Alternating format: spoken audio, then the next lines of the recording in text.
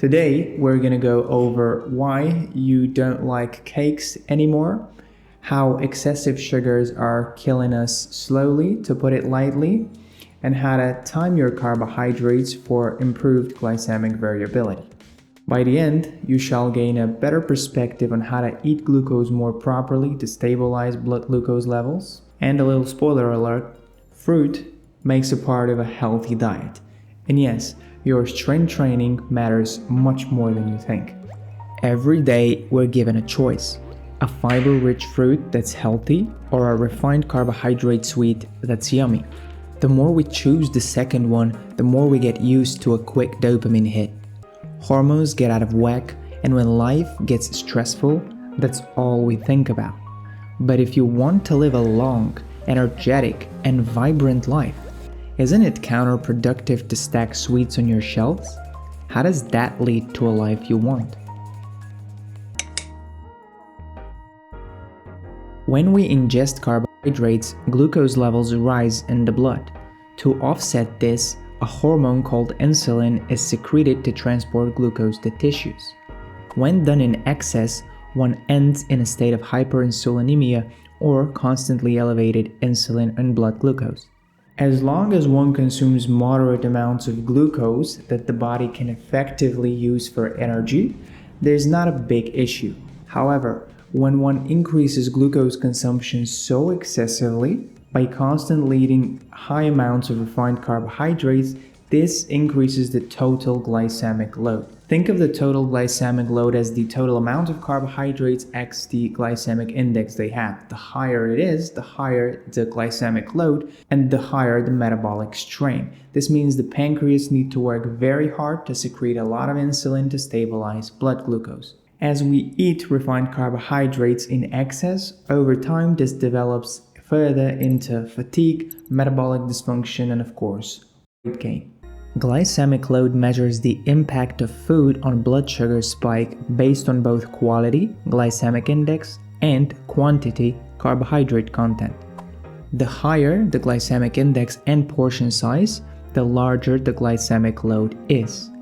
Glycemic load equals glycemic index x carbohydrate grams per serving divided by 100. Per example, watermelon has a high GI of around 80 but a low GL of around 5 because it contains very little carbohydrates per serving. A large bowl of white rice, on the other hand, might have a high GI of around 70 but also high GL of around 30 due to its high carbohydrate content.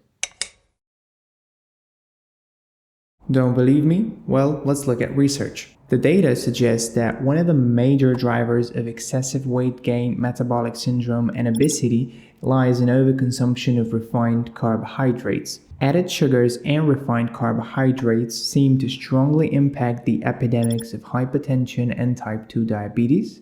Independent of central adiposity, diets high in refined carbohydrates and saturated fat are a risk factor for insulin resistance. And beyond, refined carbohydrates can contribute to low-grade inflammation, which is linked to obesity again.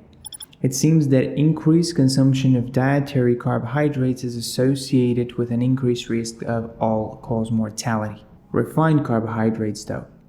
If you find you're functioning on 50% and for whatever reason you want to upgrade to the next level and fill your battery up to 90%, you've come at the right place. We've distilled science on human health and performance into a simple, all-in-one guide.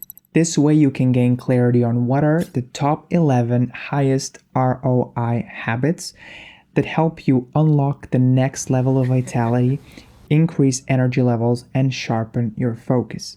This blueprint covers things like fasting, nootropic, metabolic dieting, sleep tracking, and more, giving tools to break free from fatigue and function at your best, day after day. It's a digital set comprised of a 150-plus page ebook, 13 high-quality videos explaining each topic and the context behind it, and a 4-week habit tracker. If you're ready to unlock lasting energy and peak productivity, you can grab it now. Scan the QR code or links in the description. When our system is overloaded with carbohydrates, we end up in states of high insulin and high blood glucose levels.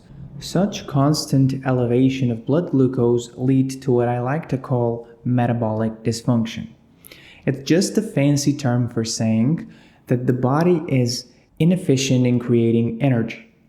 Although enough calories are consumed, particularly through carbohydrates, the body isn't able to utilize and use these calories effectively to create energy. So we run into something I like to call an energy deficit, but it's not a real energy deficit due to insufficient caloric intake, but it's poor nutrient value and poor ability to create energy from the calories that we eat. This, in time, leads to a loop of fatigue, and the more tired that we feel, the more we want to eat. This is a perfectly normal way the body deals with things. It's a primal mechanism in which the body tries to save more energy by two things: eating more and moving less, to gain more calories and energy and to spend less so we feel more energetic. But it is my experience that just eating more and moving less is not going to make the body more efficient at creating energy. Don't you think so?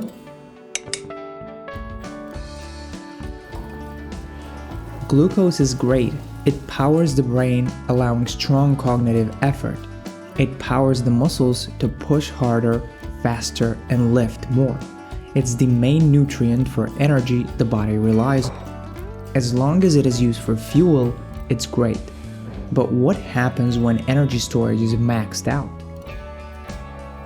See, when we eat moderate amounts of glucose, it is primarily used to fuel our energy, particularly the muscle for specific movements and exercise if we do those. Part of it is used for quick energy, and a part of it is stored in the liver and muscle as glycogen as a reserve for later use. Now, once energy storage maxes out, it's a different story.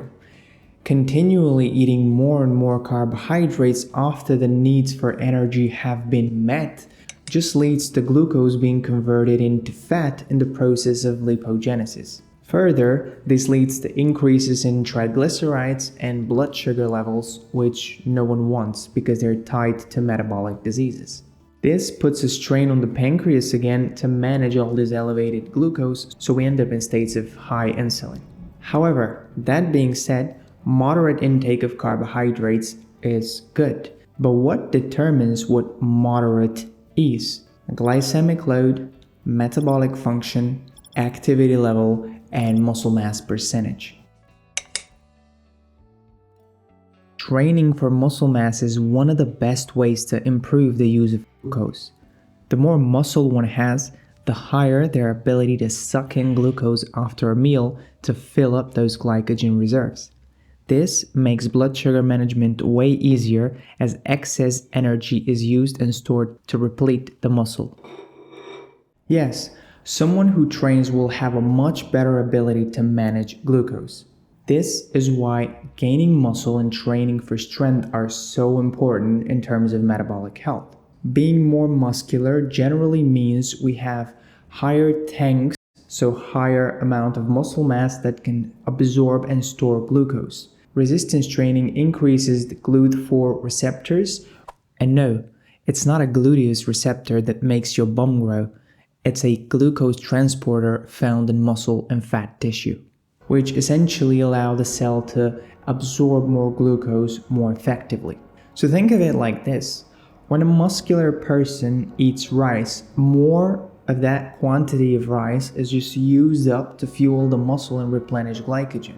Because if a person is muscular, then that means they train. And if they train, they're going to use that rice to power their training and as a reserve for other muscle activities later on. This essentially reduces the metabolic strain and the work your body has to do to bring those blood sugar levels down because the muscle takes it.